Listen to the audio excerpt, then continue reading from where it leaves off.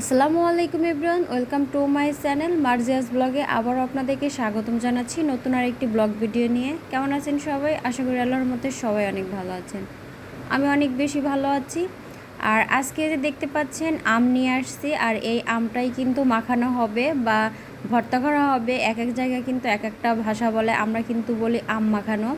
তো আমটা হচ্ছে আমগুলাকে প্রথমে হচ্ছে কেটে নেওয়া হচ্ছে। আর এই এখন যেহেতু হচ্ছে প্রচণ্ড গরম, এই গরমে কিন্তু আম মাখা খেতে অনেক বেশি ভালো লাগে, আর কাঁচা আম মাখানো খেতে কিন্তু অনেক বেশি ভালো লাগে।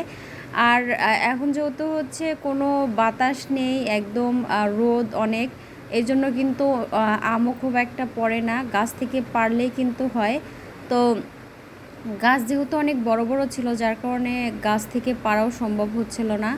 আর এই আমগুলা হচ্ছে আমার ফুফাতো ভাই হচ্ছে খুঁটে নিয়ে আসছে। ও হচ্ছে কোড়ায় কোড়ায় তারপরে আমগুলা নিয়ে আসছে, আর এই আমগুলাই এখন আমরা সবাই মাখায় খাবো। আর আম আম মানে যতগুলো আম ছিল তার চাইতে মানুষ কিন্তু অনেক বেশি ছিল।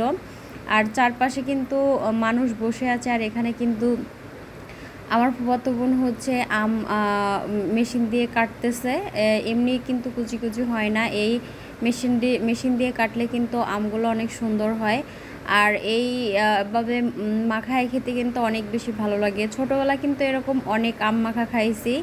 যেমন হচ্ছে যখন আমের সময় হইতো তখন কিন্তু আম গাছের নিচে চলে যাইতাম, ম্যাক্সিমাম সময় কিন্তু ওই গাছতলাতেই থাকতাম, আম কুড়াতাম। বড় হওয়ার পর কিন্তু এসব জিনিসগুলো অনেক মিস করি, সেখানে কিন্তু আর যাওয়া হয় না, আম পোড়ানো হয় না সেরকম।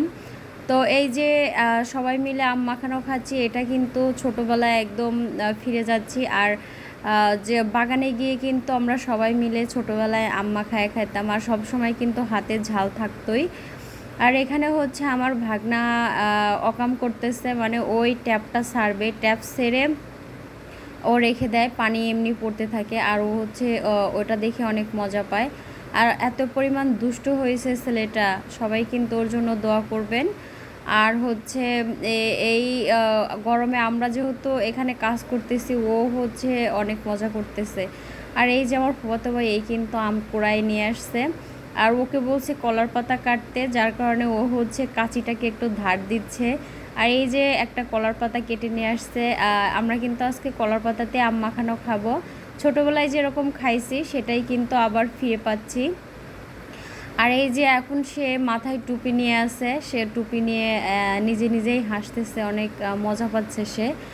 তো ওর এই দুষ্টুমিগুলো দেখে কিন্তু অনেক বেশি ভালো লাগে। আর এখানে কিন্তু আম কুচানো হয়ে গেছে, এখানে এখন চিনিটা দিয়ে দিব, লবণ, চিনি, তারপরে মরিচের গুঁড়া, তারপরে হচ্ছে ধনে গুঁড়া, সব কিছু দিয়ে কাসুন দিয়ে এগুলা দিয়ে কিন্তু ভালোভাবে মাখায় নিব আমগুলা। আর এইভাবে খেতে কিন্তু অনেক বেশি ভালো লাগে। আর আমি আম মাখানোর সময় কিন্তু একটু চিনিটা ইউজ করি, যাতে করে আমের যে টকটা, সেই টকের মধ্যে একটু টক ঝাল মিষ্টি এরকম হয়, আর আমার কাছে খেতে অনেক ভালো লাগে। আর সবাই বলতেছিল অনেক ঝাল দিতে, অনেক ঝাল দিয়ে সবাই আম মাখানো খাবে, আর অনেক বেশি ঝাল দিয়ে খেতে কিন্তু অনেক বেশি ভালো লাগে। আর এখানে যে কাসুন্দি দেওয়া হচ্ছে, তো আমরা কিন্তু অনেক বেশি মজা করতেছি এই আম মাখানো নিয়ে। আর এই যে বললাম যতগুলো আম ছিল লোক তার চাইতে বেশি ছিল, যার কারণে সবারই কিন্তু অল্প অল্প করে দিতে হয়েছে। আর এইভাবে খাওয়াটাই কিন্তু অনেক বেশি মজা, এই জিনিসগুলাই কিন্তু আমরা এখন মিস করি। ছোটোবেলায় যেটা পাইতাম এখন কিন্তু সেইগুলা পাই না। ফুফাতো বোন, চাচাতো বোন, মামাতো বোন সবাই মিলে কিন্তু একসাথে এরকম খাওয়া হয়। তো এই যে দেখতে পাচ্ছেন সবার কলার পাতাতে দেয়া হয়েছে, আর এই জিনিসটা সবাই অনেক বেশি মজা করতেছে। তো আজকের ভিডিওটি এ পর্যন্তই। আল্লাহ হাফেজ।